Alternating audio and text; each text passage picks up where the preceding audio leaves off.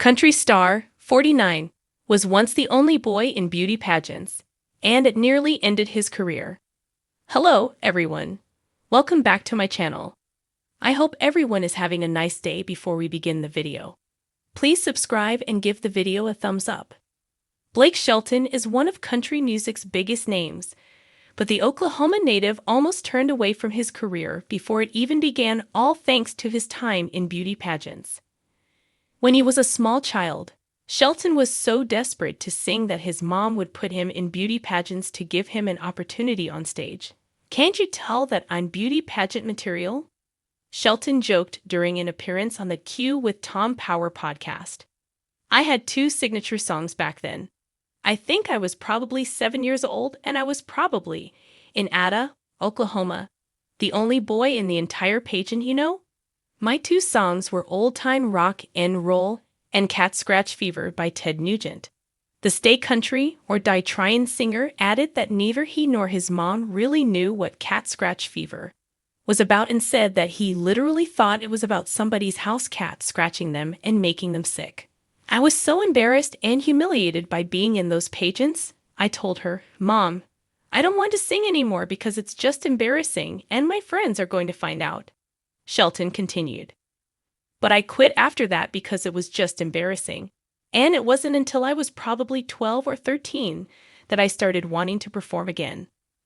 Once Shelton's mom knew how he really felt about being in the beauty pageants, she began entering him in little Opry-type hometown shows around Ada. Her persistence paid off, and eventually Shelton was performing with a variety of different stars like Kentucky Headhunters and Travis Tritt.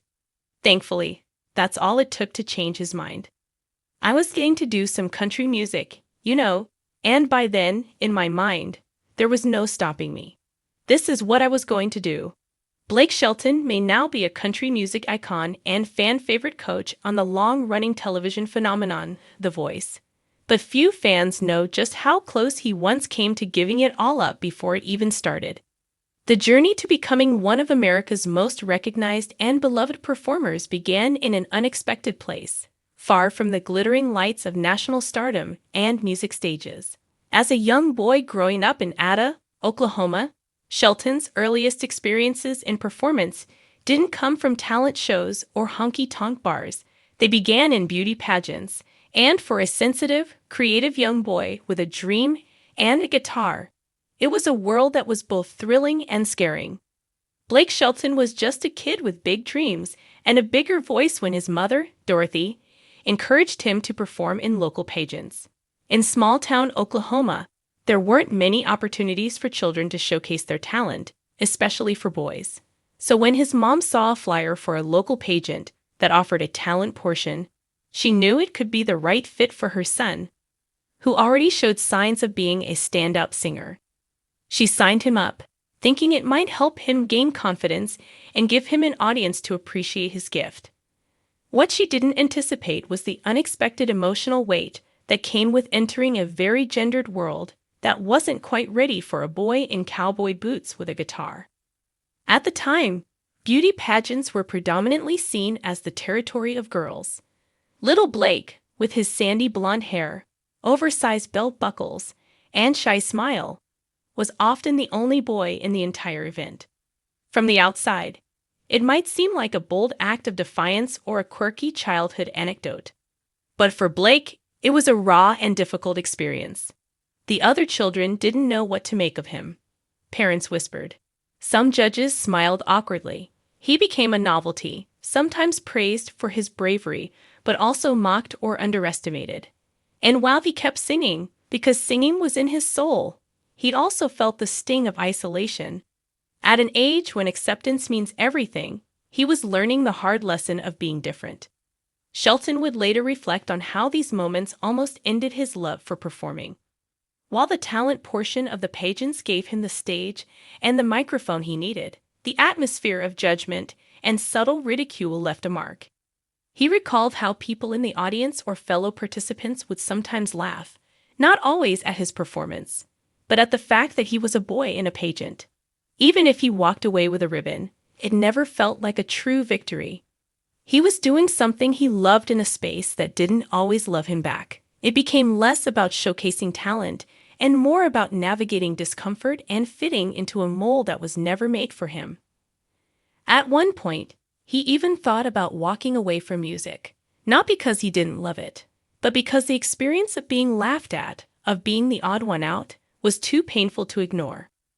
For a young boy trying to make sense of who he was, standing alone on a stage surrounded by tradition and expectation was daunting. He was being pulled in two directions: his passion for singing and performing, and his desire to simply fit in and avoid ridicule. That kind of inner conflict could silence even the strongest voice, but in Blake's case, it became a defining moment.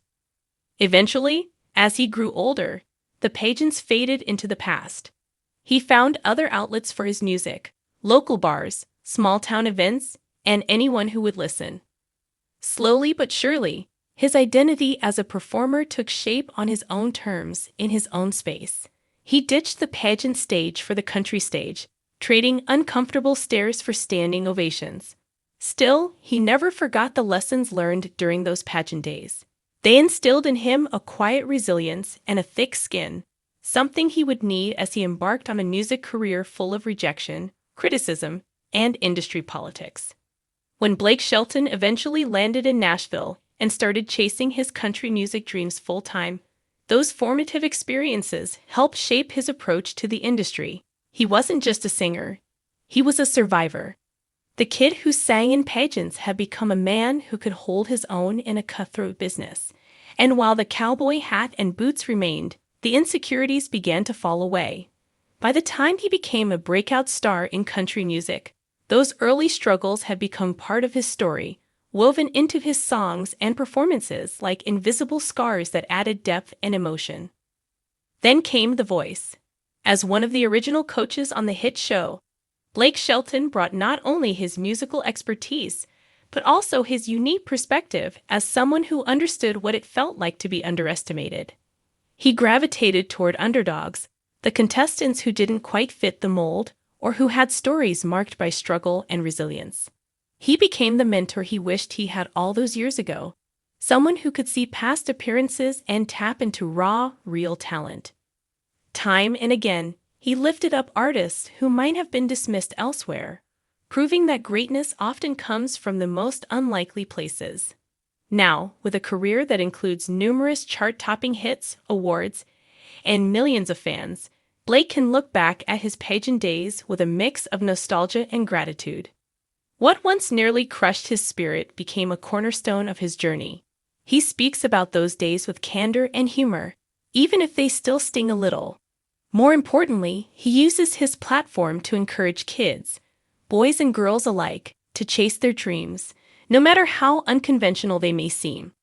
In many ways, Blake's story is a powerful reminder of the importance of perseverance. It's about finding your voice even when the world tries to silence it. It's about embracing what makes you different rather than hiding from it. And it's about turning your pain into power, your rejection into resilience. Through it all, Blake Shelton has remained remarkably down to earth. Despite his fame, he still carries the small-town humility that defined his early years. Fans adore him not just for his music or his TV charm, but because he feels real, authentic, flawed, and funny. He doesn't shy away from telling the awkward parts of his story. He owns them. In fact, he laughs about them now. He jokes about his mom dressing him up in blazers and tight jeans for pageants and how he looked like a miniature Elvis impersonator. But under the jokes is a real truth. Those pageants almost stole his joy for music. And the fact that they didn't is a testament to his strength. Blake's success didn't come overnight. It was built over years of small gigs, heartbreaks, missteps, and moments of triumph. But the roots of that success can be traced back to those early pageants, to a little boy standing on a stage with a big voice and bigger dreams. The audience may not have understood what they were seeing then, but the world certainly does now. As he approaches his 50s, Blake Shelton isn't just a country star or a television coach. He's a symbol of resilience, a beacon for anyone who's ever felt like they didn't belong, and a reminder that sometimes the most unlikely beginnings lead to the most extraordinary outcomes. The boy who once stood alone in a beauty pageant is now standing tall in the music industry, proving that courage isn't just about standing out. It's about standing up for who you are, no matter who's watching. And maybe that's the real beauty of Blake Shelton's story. It's not about the glitz of pageants or the glamour of fame. It's about the heart of a boy who almost gave up, and the man who never did.